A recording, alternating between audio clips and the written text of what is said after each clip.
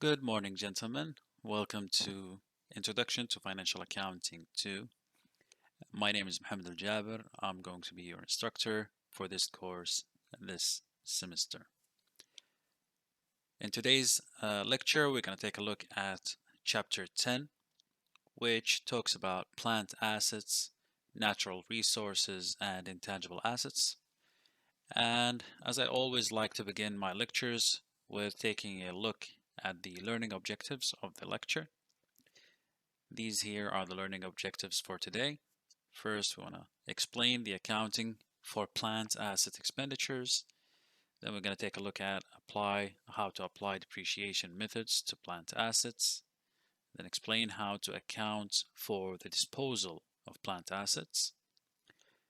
After that, we're going to try to describe how to account for natural resources and intangible assets. And finally, we're going to end with a discussion on how plant assets, natural resources, and intangible assets are reported and analyzed.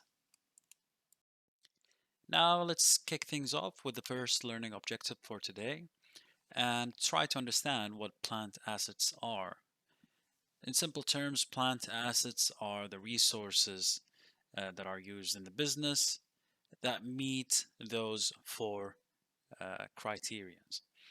So first, they need to have physical substance, a definite size and shape, so they cannot be untouchable or intangible assets.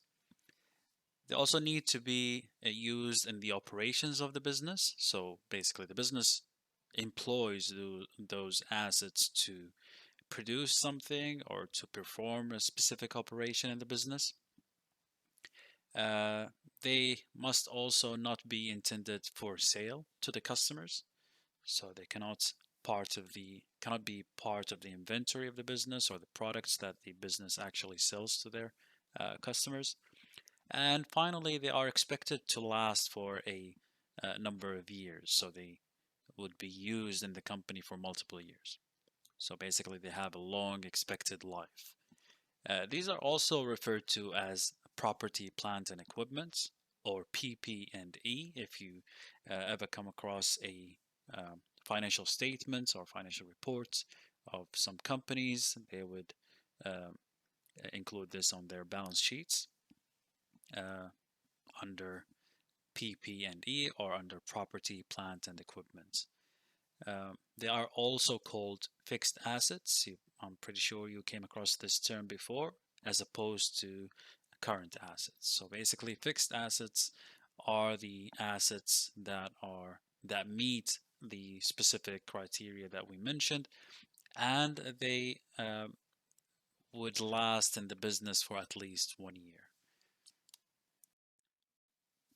Of course, plant assets are a critical component of any company's total assets, and that representation or the percentage of plant assets out of the total assets of a company may vary widely depending on the type of business that we're talking about. So when we discuss economies of scale or businesses, large corporations that require heavy fixed asset investments or plant asset investments, the plant assets, as you can see here in the diagram in front of you, may represent up to 80 or 90% of the total assets of the business. So we have examples here, including Southwest Airlines, which is an airline company.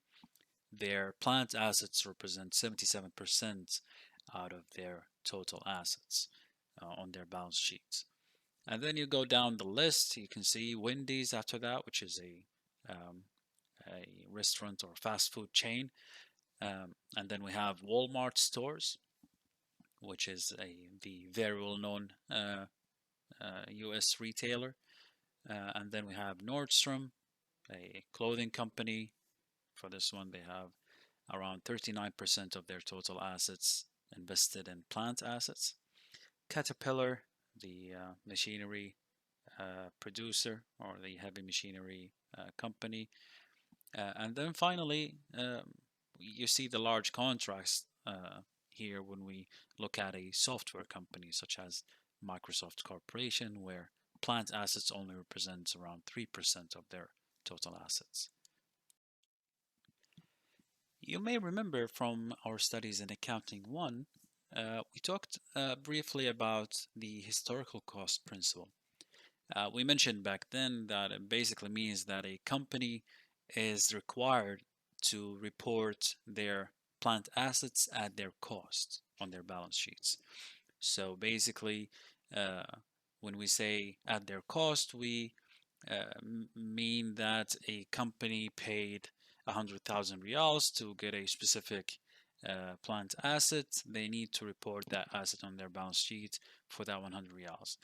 If they paid any extra fees, shipping expenses, installation expenses to get that asset ready to be used, those expenses should also be included in that historical cost price. So if they paid 100 for the asset's price, they paid 20,000 for installation, they paid 30,000 for shipping. I'm just giving random numbers here, but that would mean that they need to report that plant asset on their balance sheet at a cost of 150,000 riyals. So 100 plus 20,000 plus 30,000. The same concept also applies for acquiring land. So all the necessary costs incurred in making the land ready for its intended use increase or debit the land accounts on your ledgers. And those costs typically include cash purchase price, so the price of the land, closing costs such as title and attorney's fees, real estate brokers, commissions, and accrued property taxes and other liens on the land assumed by the purchaser. We'll take a quick example in the following slide to illustrate this. Our example says Hayes Company acquires real estate at a cash cost of $100,000. The property contains an old warehouse that is raised at a net cost of $6,000, $7,500 in costs, less $1,500 proceeds from salvaged materials. Now, additional expenditures are the attorney's fees of $1,000 and the real estate broker's commission of $8,000. The required is to determine the amount to be reported as the cost of the land. We'll see how is that reported in the following slide. Now, Hayes Company would typically report that land in the following manner. So they would include the cash price of the property, which is $100,000, and then the net removal cost of the warehouse, which cost them $7,500, but as we mentioned, we subtract the $1,500 that they earned from selling the salvaged parts of the warehouse. So we come to a total of $6,000. And then we have attorney's fees, $1,000. We add that. And finally, we have the real estate broker's commission of $8,000. So we have the $100,000 price plus $6,000 plus $1,000 plus $8,000. And that would give us a total cost of land of $115,000. Now, the company sometimes may want to make some improvements to the land. So structural additions that they make or they perform on the land. The cost includes all the expenditures necessary to make the improvements ready for their intended use. Examples of that is adding driveways, parking lots, fences, landscaping, and underground sprinklers or something like that. Now, these additions would have a limited useful life, and the expense would depreciate the cost of the land improvements over their useful lives. The buildings side of the report would include all the costs related directly to the purchase or the construction of a building. The purchase costs would be the purchase price, closing costs, attorney's fees, title insurance, etc., and real estate broker's commission. Also, remodeling expenses, remodeling and replacing or repairing the roof, floors, electrical wiring, and plumbing. These would be included under the buildings account. the construction cost, the contract price plus payments for architects' fees, building permits, and excavation costs. Now, if we want to determine the cost of equipment plant assets, these would include all the costs incurred in acquiring the equipment and preparing it for its use. So the costs of equipment would typically include cash purchase price, sales taxes, freight charges or shipping expenses, insurance during transit paid by the purchaser, and expenditures required in assembling, installing, and testing the equipment.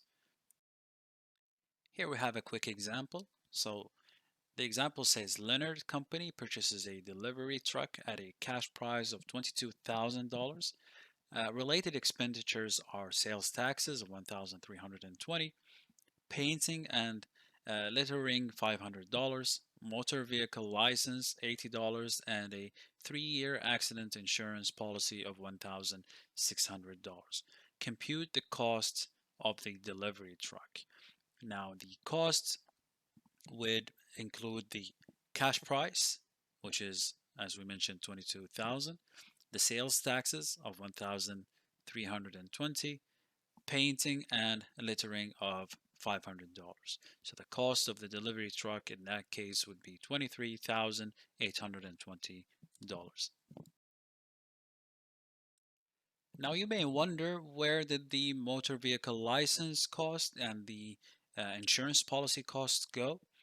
We mentioned that insurance is calculated as part of the cost of the plant assets uh, in transit, that is. So any insurance you pay for the shipping period, but any insurance after that is going to be recorded after or recorded in its own unique account. So it's not going to be included in the cost of the delivery truck. So when you go to enter your general journal entry for the uh, economic event or for the transaction that we mentioned, then we're gonna include the equipment first, which we calculated there its cost of 23,820 on the debit side, of course, and then we list or we include all the other expenses that are not included in the cost of the delivery truck. So the license expense in this case of $80 and the prepaid insurance of $1,600. So those three accounts will be debited, and of course their total will be credited to cash or to accounts payable if we are not paying in cash. After the company acquires the plant's assets and during its useful life, the company may face some more expenditures um, relating to those plant assets. So they could perform some ordinary repairs, and these are basically expenditures to maintain the operating efficiency and productive life of that unit. And in that case, the company needs to debit uh, those expenses to the maintenance and repair expense account. And these are referred to as revenue expenditures. On the other hand, the company may make some additions and improvements to the plant assets, and these are basically costs incurred to increase the operating efficiency, productive capacity, or useful life of a plant asset. And in that case, we're going to debit the plant assets itself that is affected by those additions and improvements. And this type of expenditure is referred to as capital expenditure. Here we have a quick case study that showcases what could happen if the company decides to mislabel or miscategorize expenses and disguise them as capital expenditures or part of their plant assets. So this case study talks about Bernie Ebbers, uh, who was the founder and CEO of the phone company Worldcom. The company engaged in a series of increasingly large debt financed acquisitions of other companies. These acquisitions made the company grow very quickly, which made the stock price increase dramatically. However, because the acquired companies all had different accounting systems, WorldCom's financial records were a mess. When WorldCom's performance started to flatten out, Bernie coerced WorldCom's accountants to engage in a number of fraudulent activities to make net income look better than it really was, and thus prop up the stock price, which will gain him compensation packages for the CEO. One of these frauds involved treating a 7 billion line cost as capital expenditure. Now, the line cost, which basically is a rental fee paid to other phone companies to use their phone lines, had always been properly expensed in previous years. Capitalization or capitalizing that expense delayed expense recognition to future periods and thus boosted current period profits. And this article talks about companies moving towards leasing plant assets instead of purchasing them. And it says many US firms use leases, so leasing is a big business for US companies. For example, business investments in equipment in a recent year totaled 800 billion. Leasing accounted for about 33% of all business investments, which amounts to about 264 billion. Uh, who does the most leasing? Interestingly, the major banks such as Continental Bank, JP Morgan Leasing, and US Bancorp Equipment Finance are the major leasers. Also, many companies have established separate leasing companies such as Boeing Capital Corporation, Dell Financial Services, and John Deere Capital Corporation. And as an excellent example of the magnitude of leasing, leased plants accounts for nearly 40% of the US fleet of commercial airlines. Leasing is also becoming more common in the hotel industry, such as Marriott, Hilton, and Intercontinental are increasingly choosing to lease hotels that are owned by someone else. Now, why might airline managers choose to lease rather than purchase their planes? Or why these companies are moving towards leasing instead of purchasing? Basically, it amounts to multiple reasons. So, first of all, there are 100% finance options for leasing. So, those companies, instead of having to pay the price of those plant assets up front, they can finance them and get a loan and pay these fees in installments, uh, which would reduce their capital expenditures. Now, uh, at the same time, during the period of using those leased plant assets, they most of the time they are not responsible for the upkeep. So any maintenance expenses would be covered by the owner of the asset. In addition, and more importantly, in my opinion, is the tax benefits that those companies get from leasing. So, U.S. companies in particular get tax deductions for these leases. So the amounts they pay for the lease are deductible, uh, which results in them paying less taxes to the government. Here we have a do-it-yourself example. The example says, assume that Drummond Heating and Cooling Company purchases a delivery truck for 15,000 cash, plus sales taxes of $900 and delivery costs of $500. The buyer also pays $200 for painting and lettering, $600 for an annual insurance policy, and $80 for a motor vehicle license. Explain how each of these costs would be accounted for. Now, a key to help you in your solution, uh, you need to um, calculate the total cost of the delivery truck, and you also need to practice recording such transaction in your journal. Now, uh, key pointers for you to help you. You need to consider that the first four payments are included in the cost of the truck, but the payments of the insurance and the license are operating costs and therefore are expense. So just like we've done in the previous example. So try it yourself. Do the calculate the total cost of the delivery truck and practice recording this in your general journal. Moving on to the second learning objective of today's lecture, which is going to focus on how to apply depreciation methods to plant assets. Now, you might already know that depreciation is the process of allocating to expense the cost of a plant asset over its useful life in a rational and systematic manner. Now, keep in mind that the process of depreciation is a process of cost allocation, not asset valuation. It applies to land improvements, buildings, and equipment, but it doesn't apply to land. And the reason we apply it to those kind of plant assets is that these assets' ability to produce revenue will decline over their useful life.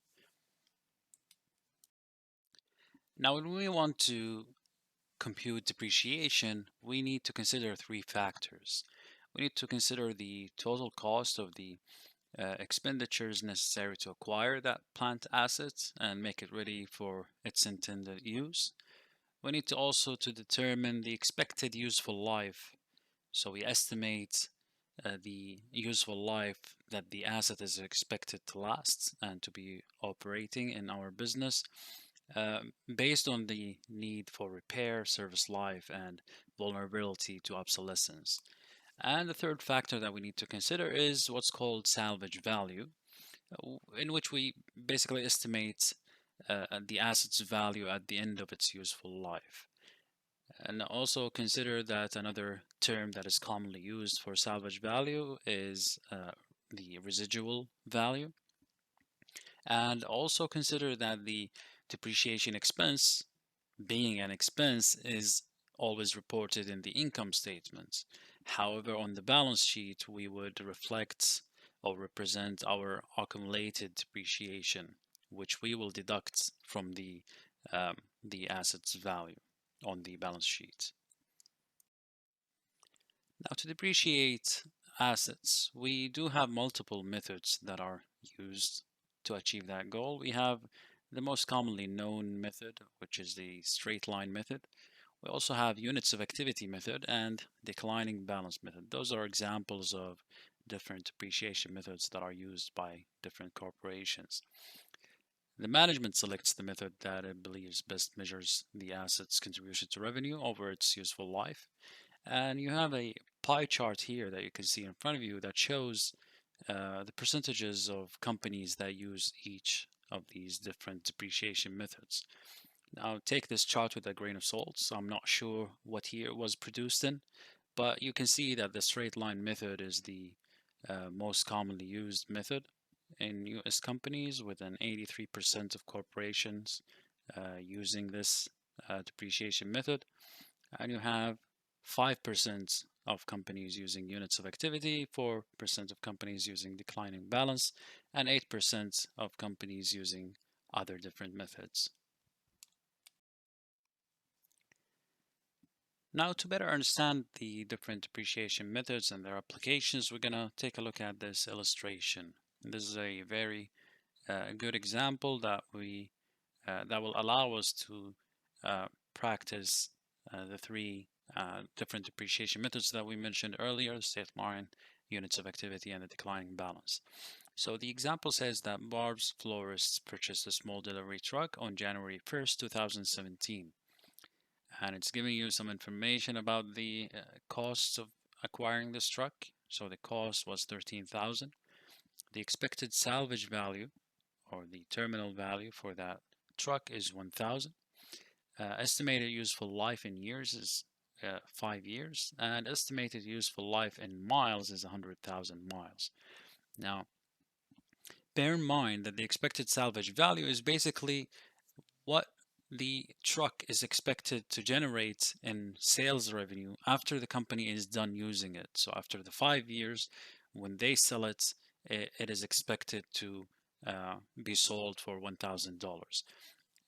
This is the case with most assets. When you use them, even if they go all the way to the end of their useful life, when you want to dispose of them, you will be able to generate some money back. Think about your car. If you, God forbid, you get in a car accident, your car is totally wrecked and cannot be fixed, and you you're not just going to throw it away. You're going to sell it to probably a junkyard or something, and they are going to pay you a certain amount of money. It might be minimal, but you will get some money. So that is the salvage value for you.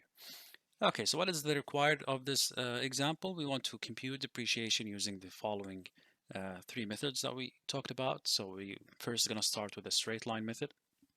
Then we're going to move on to the units of activity, and finally the declining balance. This is a long example, so bear with me, and let's begin with the straight line method.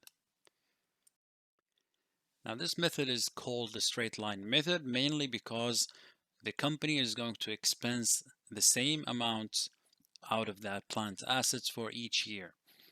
Okay, and in order to determine what that amount is, we need to first figure out what's the depreciable costs, and then divide that depreciable cost over the useful life in years for that plant asset.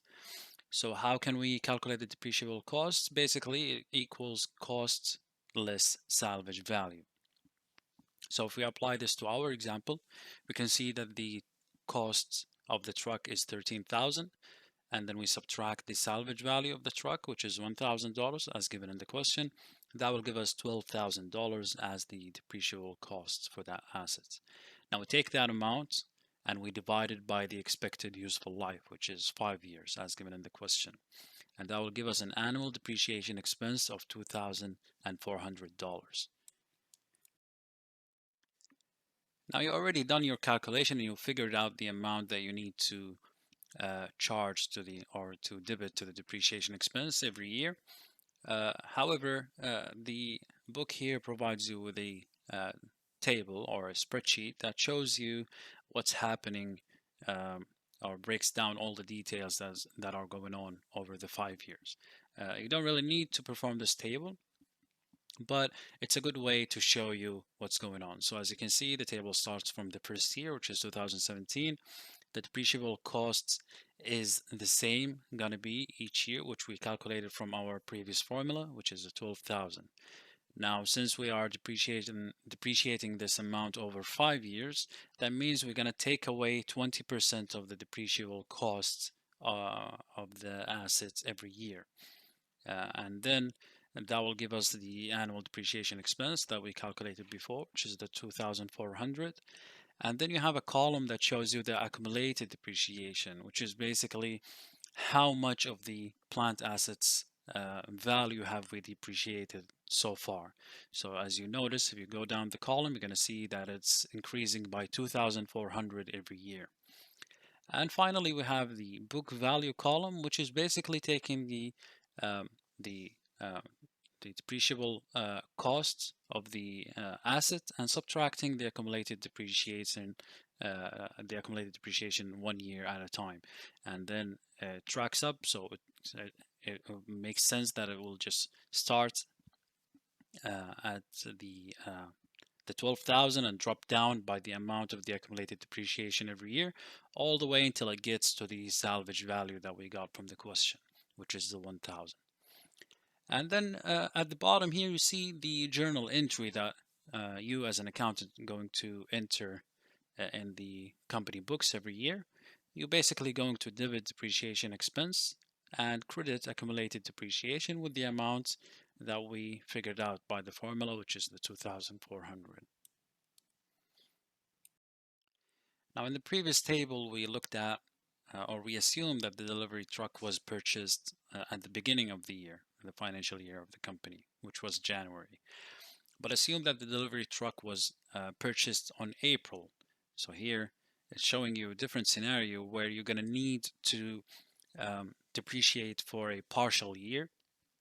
So if we assume that the company or the florist have purchased that delivery truck on April, which is month number 4 in the calendar, that means we're going to need to account the depreciation in the first year, not for the full year, but for part of the year.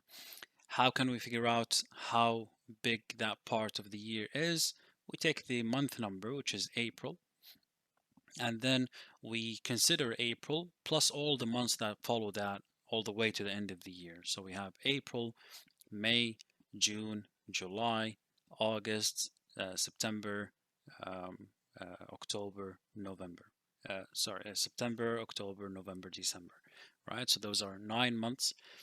So as you can see in the table here, for the first year, we are taking the annual depreciation expense, but then multiplying that by 9 over 12, which is 9 months out of 12 months in total, and that will give us 1,800. And then you notice also at the end, the last year, so we're going to account only for 3 months, since the truck is gonna reach its salvage or the end of its useful life by the end of March. So we have January, February, and March, so 3 months. So we'll take the annual depreciation expense 2,400 multiplied by 3 over 12, and we will get that year's depreciation expense of $600. And again, the entry is the same, depreciation expense. So for the first year, 2017, we're going to record depreciation expense on the debit side and accumulated depreciation on the credit side. And the amount, of course, is going to be the $1,800, which is the depreciation expense for that year.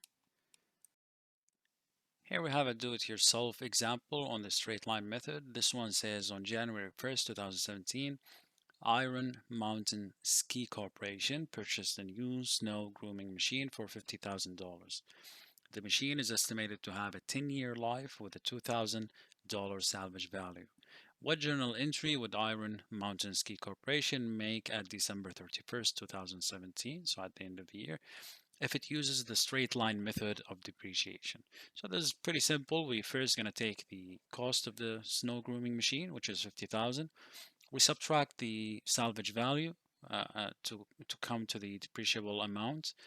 In that case, it's going to be 50,000 minus 2,000, so that's 48,000. And then, of course, we're going to divide that 48,000 by the number of years of useful life it's expected, or the asset is expected to have. So we're going to divide it by 10. So that's going to give us $4,800. And then we're going to go ahead and put our journal entry, depreciation expense on the debit side, 4,800, accumulated depreciation on the credit side for 4,800. Moving on to the second depreciation method that we're going to cover, which is the units of activity method, or alternatively called the units of production method.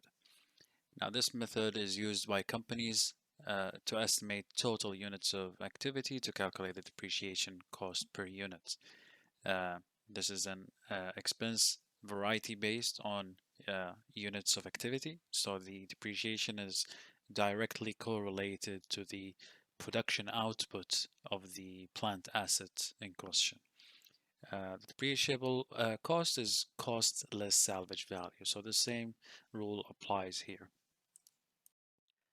Applying this depreciation method to our previous example, we can see that the depreciable cost is $12,000 as we have calculated.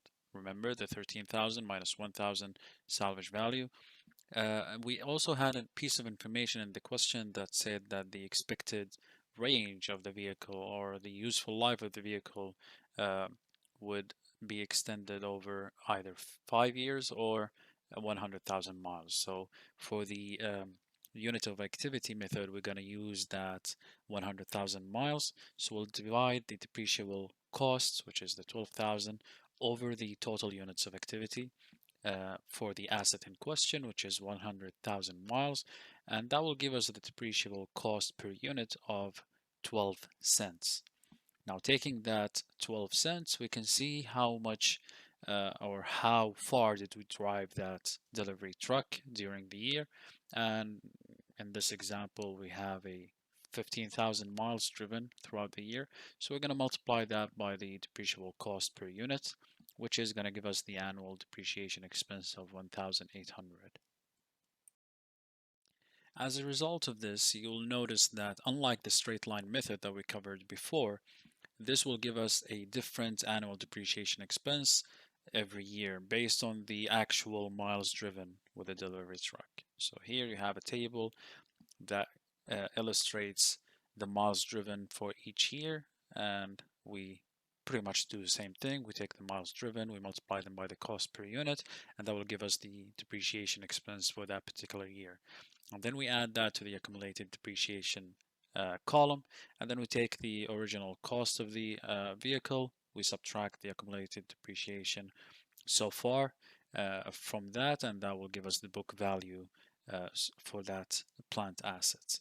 The journal entry, on the other hand, is not different. It's still the same. We're going to debit depreciation expense, and we're going to credit accumulated depreciation.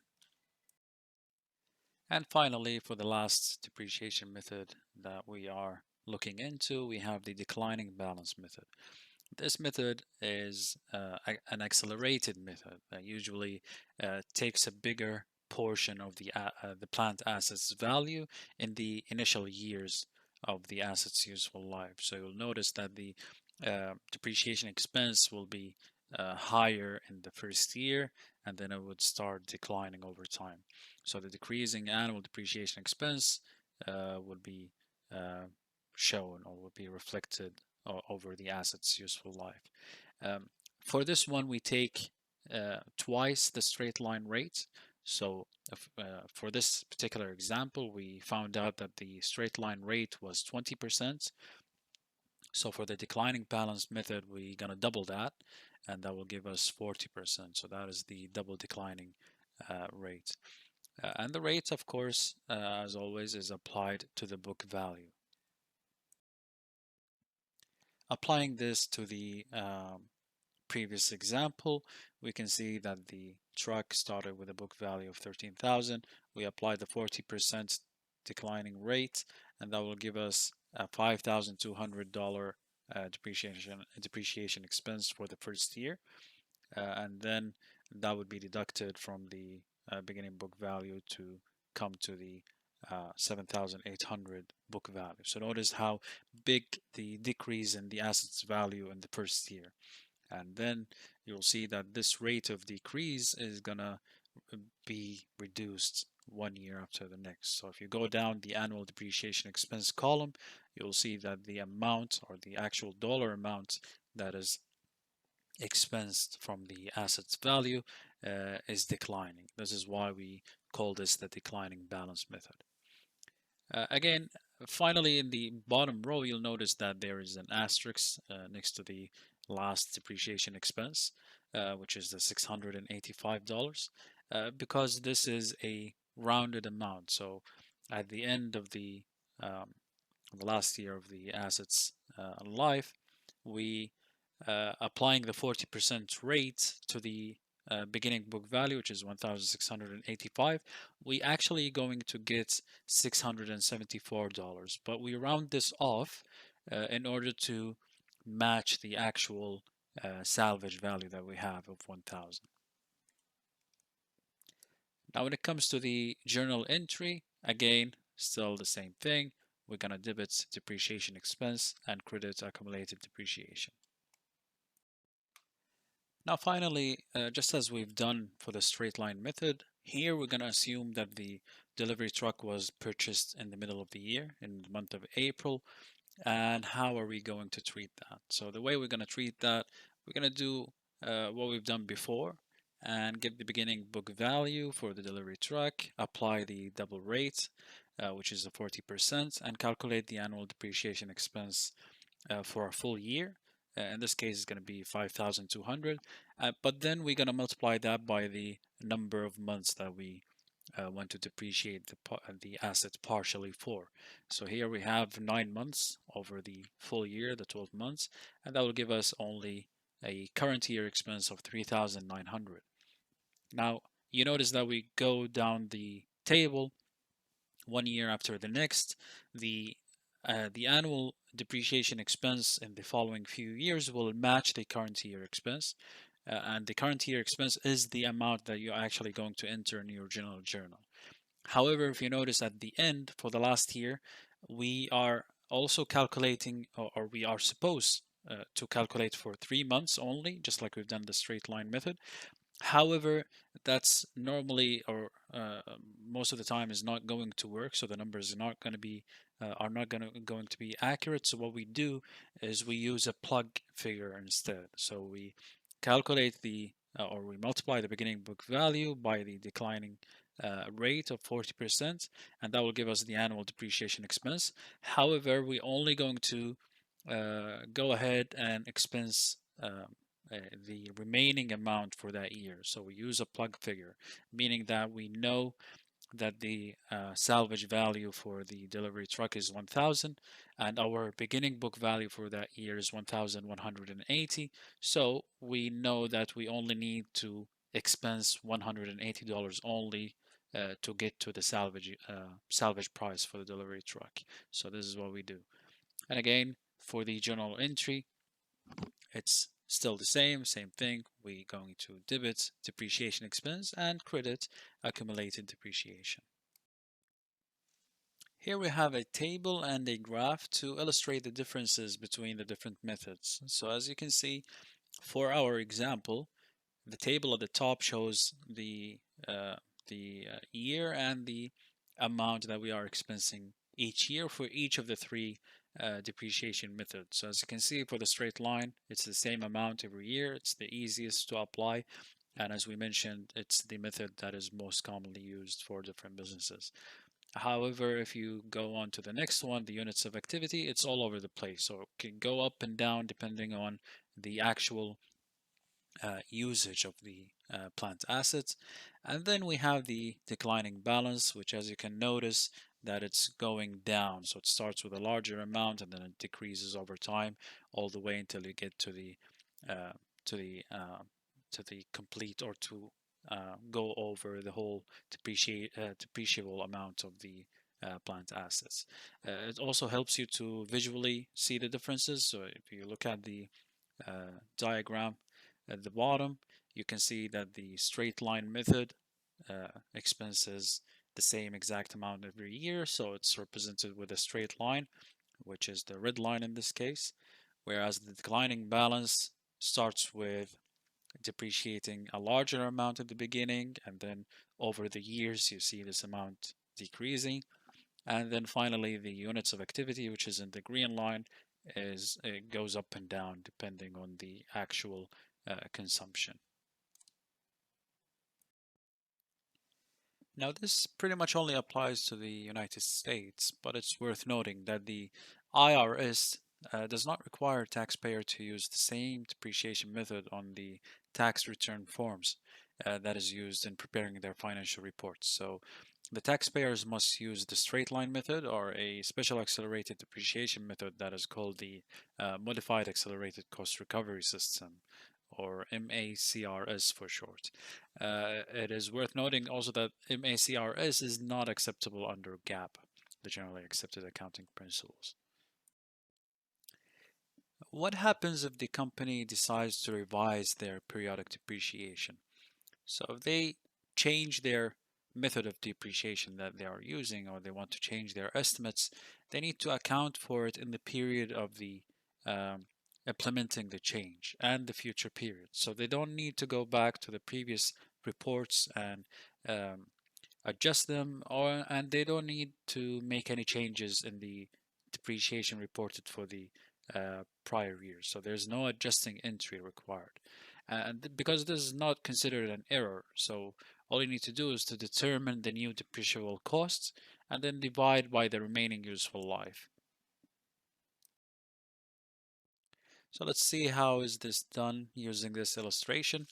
Arcadia HS purchased equipment for $510,000, which was estimated to have a useful life of 10 years, with a salvage value of $10,000 at the end of that time. Depreciation has been recorded for 7 years on a straight line basis, and in 2015, uh, which is year number 8, it is determined that the total estimated life should be 15 years with a salvage value of 5,000 at the end of that time. So the question is, what is the journal entry to correct the prior year's depreciation? And how can we calculate the depreciation expense for 2015? Now, to answer this, let's move on to the following slides. Of course, as we mentioned earlier, there's no entry required, no adjustment or adjusting entry required. However, let's see how we can calculate it. So in order to do this change, we first need to begin with figuring out what was the net book value. So in order to calculate this, we're going to take the equipment cost given in the question, which is 510,000. We'll subtract the salvage value to decide what was the depreciable uh, amount or the depreciable cost uh, in the previous arrangements. So that would come up to $500,000. We divide it by the original useful life, which was 10 years, and that will give us an annual depreciation of 50,000. Now, $50,000 was depreciated each year for 7 years, so we will just multiply that by the 7 years, and it will give us $350,000. So now we'll take the equipment cost, which was the 510,000, and we will subtract the accumulated depreciation we got so far on our records, which is the 350,000, and that will give us the net book value, the NBV, of $160,000. Now all we need to do is take that net book value and adjust it to our new rules of depreciation. So now we have a salvage value of only 5,000, so we'll subtract it from the net book value, and that will give us a depreciable cost of $155,000. And then we'll divide it over the remaining useful life. So now that we extended the useful life to 15 years, we already depreciated for 7 years, so that will give us 8 remaining years. So we'll divide 155,000 by 8 years, and that will give us an annual depreciation expense of $19,375. So starting from 2015, all we need to do is record the depreciation expense entry in the journal using this new calculated amount. So we'll debit depreciation expense 19,375, and we will credit accumulated depreciation for the same amount. Let's move on now to the third learning outcome for today's lesson, in which we're going to look at how we can dispose of plant assets as accountants of certain companies. And for the disposal of plant assets, we do have 3 different scenarios. We can either retire the assets, sell it, or exchange it. So the companies dispose of plant assets in 3 ways: retirement, sale, or exchange, as you can see in the illustration in front of you, which shows the methods of plant asset disposal. Now we're going to record depreciation up to the date of the disposal, just we learned previously. And then we're going to eliminate the assets by debiting accumulated depreciation account and crediting the asset account. Looking at the first scenario, or the first case, where we retire our plant assets. When we retire our plant assets, there will be no cash received. And in this case, we need to credit the asset account of the original cost and the assets, and debit accumulated depreciation for the full amount of depreciation taken over the life of the assets. Here is an illustration that showcases the first case scenario of plant asset retirement. This one says Hobart Enterprises retires its computer printers, which cost $32,000. The accumulated depreciation on these printers is $32,000. Prepare the entry to record this retirement. So we have accumulated depreciation of 32,000, equipment or crediting equipment account for 32,000. The question is, what happens if a fully depreciated plant asset is still useful to the company? Then in that case, the company will continue to use the asset with no additional depreciation being recorded, as the asset is fully depreciated on their books. Another example, for Sunset Company, the company discards delivery equipment that cost $18,000 and has accumulated depreciation of $14,000. So in that case, what would be the journal entry? The journal entry in that case is going to be a compound entry. So we're going to debit 2 accounts and credit 1 account. So we're going to debit accumulated depreciation for the 14,000 given in the question. And we're going to also debit loss on disposal of plant assets of 4,000, which is the difference between the cost of the equipment and the accumulated depreciation. And of course, we're going to credit equipment for its full amount of cost. Companies report a loss on disposal in the other expenses and losses. So when you go to the income statement of that company, you should see a section for other expenses and losses. And companies usually would report their loss on disposal of plant assets in that section. Another scenario is when the company disposes of their plant assets through sale. And unlike retirement, where the company would not get anything for retiring the plant assets, for a company to sell their plant assets, we're going to have to compare the book value of the asset with the proceeds received from the sale. And in that scenario, of course, we're going to have two cases. The proceeds would either exceed the book value or proceeds or be less than the book value. So if the proceeds would be or if the proceeds exceed the book value, a gain on disposal occurs. So we're going to record gain on disposal asset. And if the proceeds are less than the book value, then just like the previous example, we're going to record a loss on disposal of plant assets. Let's start with an example on gain on sale. This illustration says on July 1st, 2017, Wright Company sells office furniture for $16,000 cash. The office furniture originally cost $60,000, and as of January 1st, 2017, it had accumulated depreciation of $41,000. Depreciation for the first 6 months of 2017 is $8,000. Prepare the journal entry to record depreciation expense up to the date of the sale. So in that case, the depreciation expense up to the sale point is going to be debited for depreciation expense account 8,000 and accumulated depreciation 8,000, just like is given in the question. So this is the depreciation for the first 6 months of the equipment's life. Then we're going to need to record another entry for the disposal of the plant assets, but we first need to compute or calculate the gain on the disposal of the asset. So to do that, as you can see on the table on the top, we're going to start with the cost of office furniture. We got from the question that it's $60,000, and then we're going to subtract accumulated depreciation, which is in this case the 41,000 plus 8,000.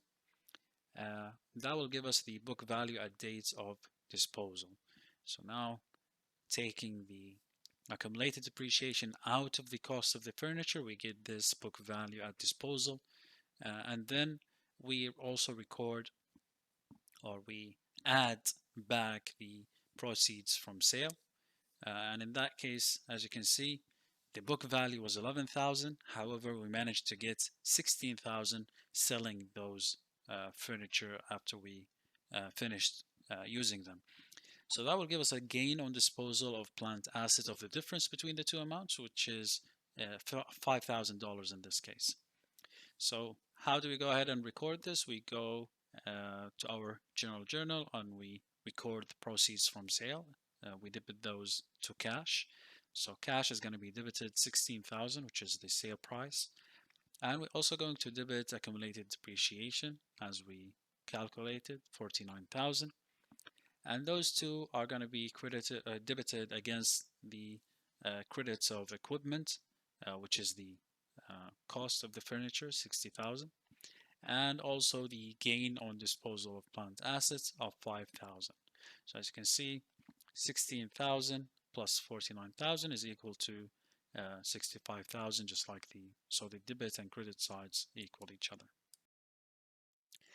Now let's assume the other case, if the company actually makes a loss on the disposal of the plant asset. So here in this scenario says assume that instead of selling the office furniture for 16,000, Wright actually sells it for 9,000 only. So in this case, again, we're going to calculate everything we need. We start with the cost of office furniture, 60,000, less accumulated depreciation, 49,000. That will give us the book value at date of disposal, 11,000. And as you notice, the proceeds from sale are less than the book value at date of disposal. So that means we are actually making a loss on the disposal of the plant asset. So now we're going to need to debit cash, 9,000, accumulated depreciation 49,000, and we're gonna debit loss on disposal of plant assets of the 2,000. And of course, all of that is gonna balance out our credit side, which is equipment 60,000. Here is a do-it exercise for yourself.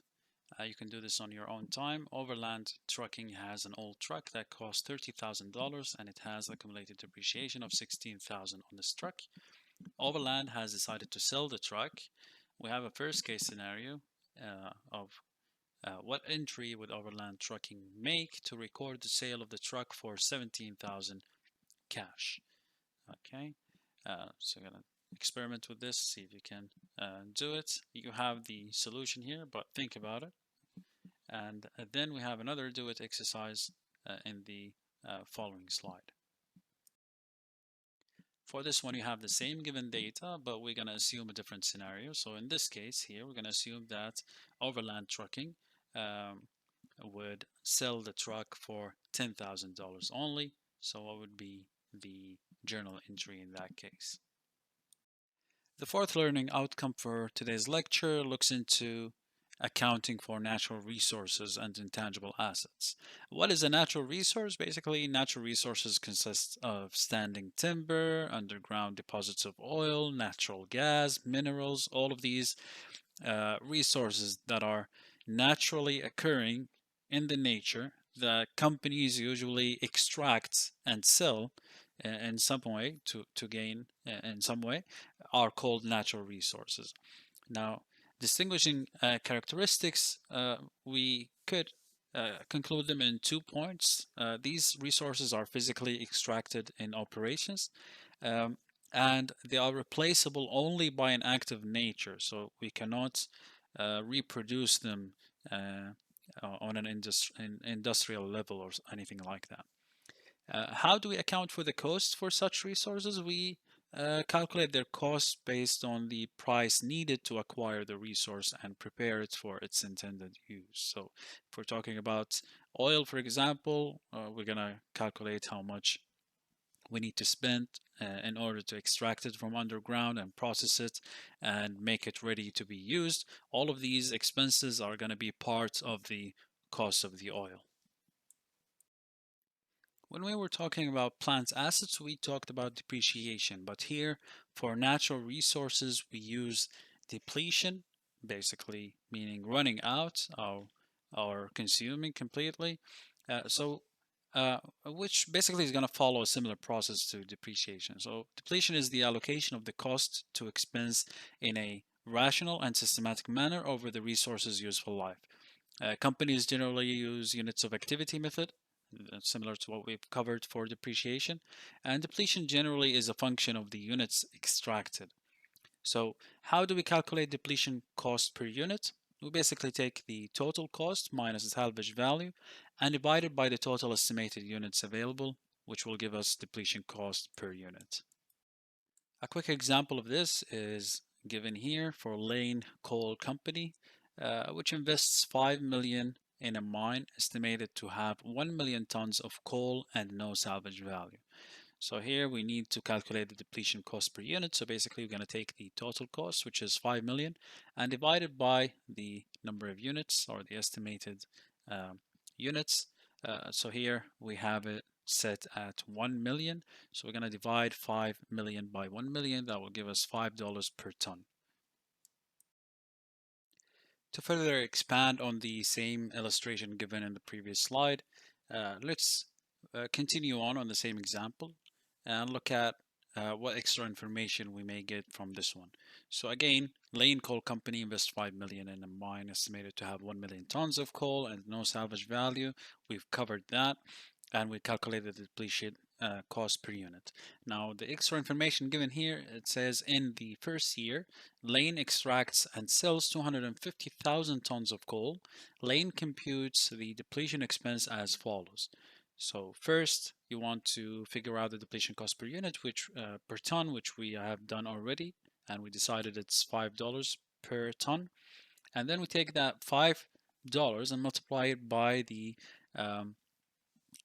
tons of coal that is extracted and sold on the first year, which is 250,000 tons. That will give us 1.25 um, million or $1,250,000 dollars annual depletion expense. And then we can record this in our journal in the following manner. So we're going to debit inventory, which is coal in this case, for 1,250,000, and accumulated depletion, we credit that account for 1,250,000. Now moving on to intangible assets. What are intangible assets? Intangible assets basically includes rights, privileges, competitive advantages that result from ownership of long-lived assets that do not possess physical substance. These could have limited life or indefinite life. Common types of intangibles include patents, trademarks and trade names, franchises, copyrights, goodwill. So anything that basically could provide an income for the company but does not have a physical substance, cannot be touched, is considered intangible assets.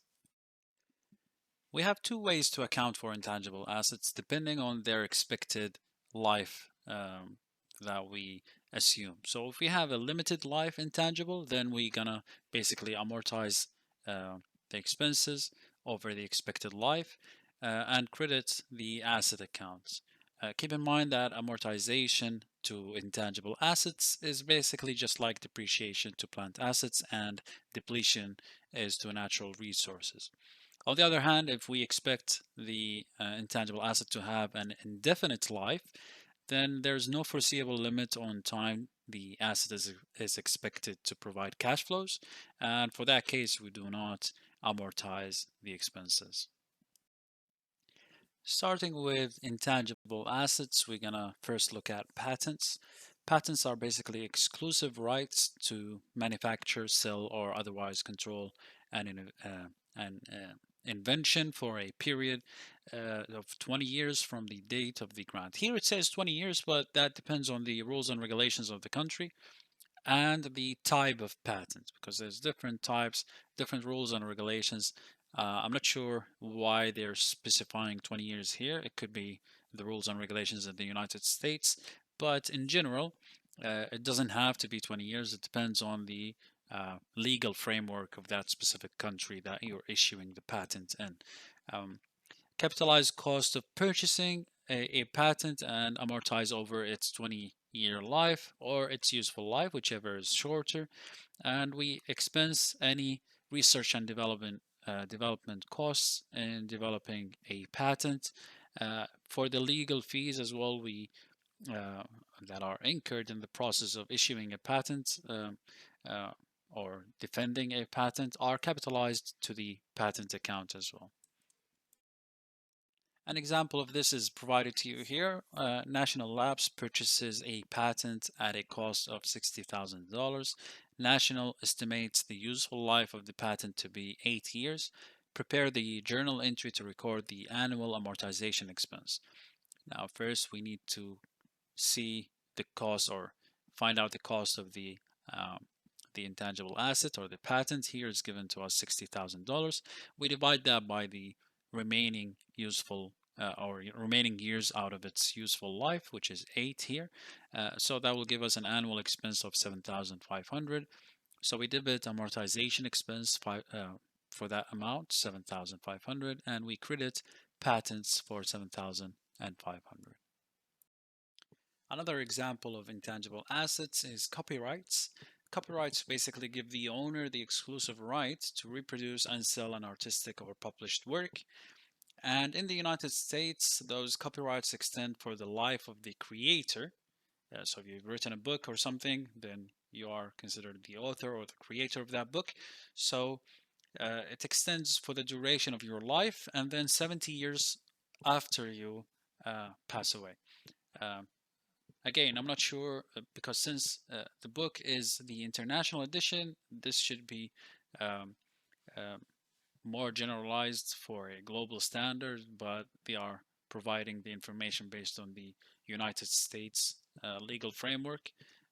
but just bear in mind that it could be different from one country to another.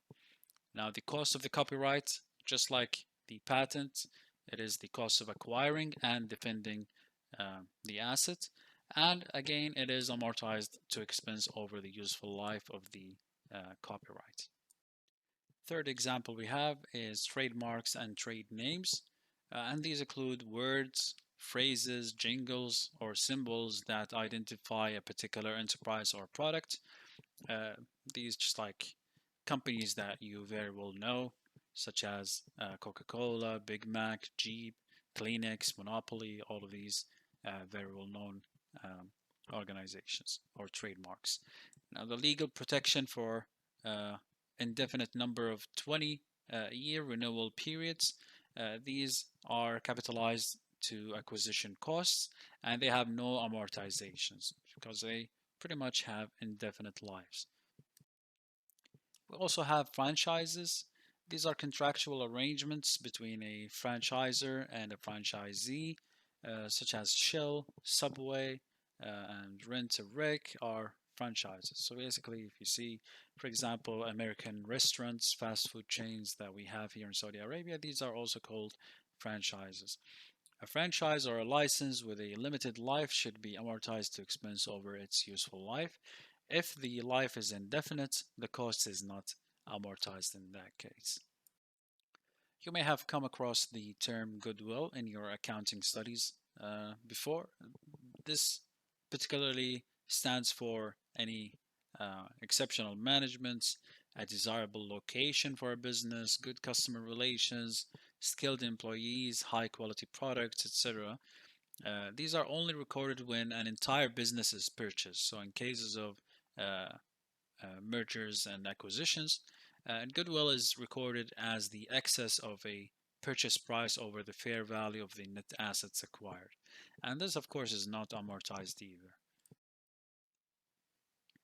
Here we talk about research and development costs. Now, bear in mind that R&D or research and development is not an intangible assets on its own. However, these are usually costs that lead to issuing patents and copyrights and things like that, and this is why this is included in this section. Now, expenditures or the research and development is a very important section in a company's or a part of a company's expenses, especially for tech companies. And as I mentioned, these are expenditures that may lead to patents, copyrights, new processes, and new products. Here is a do-it-yourself exercise that targets or tries to make sure that you now understand the difference between the different terminologies that we've covered so far. So it says identify the term most directly associated with each statement. The first statement says the allocation of cost of a natural resource to expense in a rational and systematic manner. As we mentioned before, this relates to depletion. The second one, rights, privileges, and competitive advantages that result from the ownership of long-lived assets that do not possess physical substance. This is the definition of intangible assets, as we've learned. And finally, an exclusive right granted by the federal government to reproduce and sell an artistic or published work. And of course, this refers to copyrights that we just covered. Here is a couple more. Number 4 says a right to sell certain products or services or to use certain trademarks or trade names within a designated geographic area. Of course, this is a franchise. And finally, costs incurred by a company that often lead to patents or new products. These costs must be expensed as incurred, and this refers to R&D costs or research and development costs. Let us now move on to the fifth learning objective for today's lecture. We want to see how plant assets, natural resources, and intangible assets are reported and analyzed. Here we have the Procter & Gamble company. This is a partial balance sheet for the company. And as you notice, here we have the assets section. So beginning with the property, plant, and equipment as a subheading or sub account, and then or a header, and then we have multiple sub-accounts including buildings, machinery and equipment, and land. And notice how we add all of these together to give us PP&E, and then we subtract accumulated depreciation from that to reach to the net property, plant and equipment amount. Also on the assets section, we're gonna see a subheading or sub-account for goodwill and other intangible assets, including goodwill, trademarks, and other intangible assets. And then we have net goodwill and other intangible assets. So adding all these intangible assets together. Another example is shown here for Owens, Illinois Incorporation. Again, this is a partial balance sheet. Notice how we have a heading for property, plant, and equipment, PP&E. For this particular company, this company owns some natural resources, which is timberlands at cost less accumulated depreciation. And then they do have some plant assets as well, such as buildings and equipment. And as you notice, we subtract any accumulated depreciation for those plant assets as well. That will give us the total property, plant, and equipment amount, which is in this case 1,073, of course, in millions. So that's 1,073,000,000. And then we have a section for intangibles, including patents. So they only have one intangible assets. And then, as you notice, we take that so we can get to the total of assets for the company, including intangibles and any plant assets and natural resources. So as you notice, this company has three of the types of assets that we've covered. So they do have natural resources, they do have plant assets, and they do have intangible assets. Here we're going to analyze a company's efficiency through the asset turnover formula. Now here we have Procter & Gamble's net sales for 2013. They were 84,167,000. Its total ending assets were 139,263 million, and beginning assets were 132,244 million. So applying the asset turnover formula, we can take the net sales and divide them by the average total assets. Net sales is obvious, it's already given in the question. However, to find out the average total assets, we take the total beginning assets and we add them to the ending assets and then divide by 2.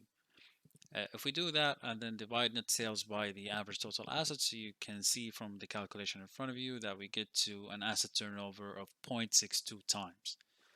Now this turnover is considered low. Each dollar basically means that each dollar invested in assets produced 0.62 in sales, and that is a low number, an efficient number. If a company is using its assets efficiently, each dollar of assets should create a higher amount of sales. Here we have another example for Paramore Company. They reported net income of 180,000, net sales of 420,000, and had total assets of 460,000 on January 1st, 2017, and total assets on December 31st, 2017 of 540,000. Okay, so there's a change of their total assets figures from between the beginning of the year and the end of the year. And we're going to use those two numbers to figure out the average total assets. So the question says determine Paramore's asset turnover for 2017. So we're going to take net sales, which was given in the question, 420,000. We're going to divide that by the average total assets. So we'll take the beginning balance and the ending balance for total assets, 460,000 plus 540,000, and divide them by 2. And that will give us the total asset turnover, or the asset turnover ratio for that company, of 0.84 times. With this, we conclude the material for this chapter, chapter 10. I hope you guys enjoyed it. If you do have any questions, please feel free to ask or leave your questions in the comments, and I'll be glad to try and answer them for you. Thank you so much for listening.